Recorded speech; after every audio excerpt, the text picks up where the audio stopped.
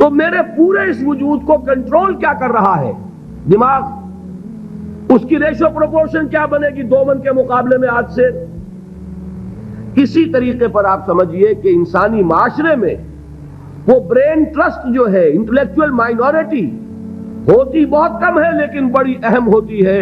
جدھر کا ادھر رخ ہو جائے گا، جس طرف ان کا رخ ہو جائے گا ادھر معاشرہ خود بخود چل پڑتا ہے.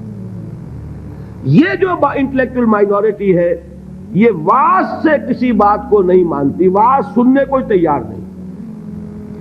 اس کا تقاضا کیا ہوتا ہے؟ عقل سے بات کرو، دلیل لاؤ، دلیل سے مانو، دلیل سے منواؤ، ہے کہ نہیں؟ بلکہ میں نے آپ کو بتایا تھا کہیں واعظ ہو رہا ہو تو وہ مسکراتے رہتے ہیں، اول تو آئیں گے ہی نہیں. کہیں پھنس گئے مجبوری کو تو زیر لب مسکراتے رہیں گے کہ یہ واعظ فرما رہے ہیں. بھائی کوئی عقل سے بات کرو، کوئی دلیل سے بات کرو. اب یہ کہہ دینا تو آسان ہے فرائیڈ کا نظریہ بڑا گمراہ ہے، بہت غلط ہے. بھائی دلیل سے ثابت بھی کرو. یہ کہنا آسان ہے مارکس کا نظریہ کفر ہے، لیکن کچھ ثابت تو کرو اس میں کیا خرابی ہے. یہ ہے اصل میں جو سب سے ٹاپ کے لیول کی تبلیغ ہے، وہ یہ ہے دلیل سے، برہان سے، غلط نظریات کا عقلی دلائل سے ابطال. یہ بات یوں غلط ہے، یہ نظریہ باطل ہے، یہ تصور صحیح نہیں ہے، دلیل سے ثابت کیا جائے. یہ ہے کس کے لیے؟ انٹلیکچوئل مائنورٹی کے لیے. اس کو کہا ادعو الی سبیل ربک بالحکمت، وزڈم کے ساتھ، دانائی کے ساتھ، عقلی دلائل کے ساتھ، براہین کے ساتھ اللہ کے راستے کی طرف بلاؤ. دوسرا لیول کیا ہے عوام الناس کا؟ وہ لیول ہے عام لوگ، ان کے ذہنوں میں کوئی خناس نہیں، کوئی غلط نظریہ نہیں. انہوں نے تو جیسے آپ کہتے ہیں کلین سلیٹس ہیں، اس کے اوپر آپ جو چاہیں لکھ دیں. اور اگر کسی سلیٹ پر پہلے سے لکھا ہوا ہے تو پہلے اسے صاف کرنا پڑتا ہے تب لکھیں گے. تو وہ جو ہوتے ہیں ذہین اقلیت، ان کے تو ذہنوں کی پہلے صفائی کرنی پڑتی ہے.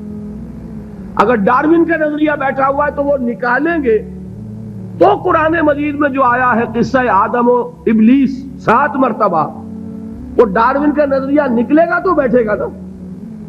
وہ ڈارون کا نظریہ وہاں ہے، وہ حجاب بنا ہوا ہے، وہ قصہ آدم و ابلیس کو پڑھتا ہوا مسکراتا ہوا گزر جاتا ہے. کیا بچگانہ باتیں ہو رہی، معاذ اللہ ثم معاذ اللہ ثم معاذ اللہ. اس کے ذہن میں بیٹھا ہوا ڈارون کا فلسفہ. اب پہلے وہ ڈارون کا فلسفہ، اسی کو کہا ہے نا کسی نے کہ گلا تو گھونٹ دیا اہل مدرسہ نے تیرا، کہاں سے آئے صدا لا الہ الا اللہ. ذہن بدلا گیا، فکر بدلی گئی، سوچ بدلی گئی. کہیں ڈارون ہے، کہیں فرائیڈ ہے، کہیں مارکس ہے، کہیں ایڈلر ہے، کہیں برٹرینڈ رسل ہے، کہیں سارترے ہے. یہ ذہنوں کے اندر تو یہ بیٹھے ہوئے ہیں.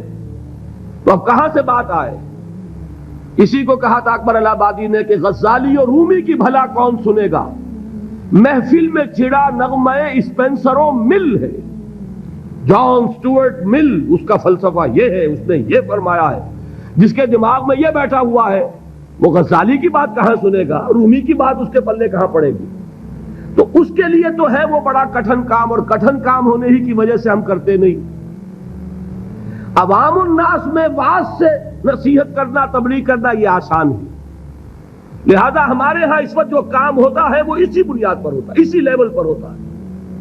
واعظ ہے، نصیحت ہے، میں اس کی نفی نہیں کر رہا، عوام کے لیے وہی مفید ہے. عوام کو آپ خامخواہ فلسفے پہ پڑھانے بیٹھ جائے تو یہ بھی در حقیقت ان کے ساتھ ظلم ہوگا. کلم الناس علی قدر عقولہم، وہ کیا ہے؟ واعظ. اور واعظ جو ہے وہ کوئی گالی نہیں ہے، واعظ بہت ہی مفید شے، بشرطے کہ دماغ میں کوئی خناس نہ ہو، فطور نہ ہو، کوئی غلط نظریے بیٹھے ہوئے نہ ہو. تو از دل خیزت بر دل ریزت، دل سے بات نکلے گی اور دل میں جا لگے گی. صرف یہ ہے کہ عوام الناس ایک بات کے بارے میں جان لیجئے، بڑے حساس ہوتے ہیں. یہ تو چونکہ در حقیقت کوئی عقلی علمی بات نہیں ہوتی، یہ احساس ہوتا ہے. اگر آدمی یہ محسوس کرے کہ یہ شخص اپنی دھوس جمانا چاہ رہا ہے، یہ میرے اوپر اپنے علم کا روب جھاڑنا چاہتا ہے، تو آپ کی بات کا اثر نہیں ہوگا.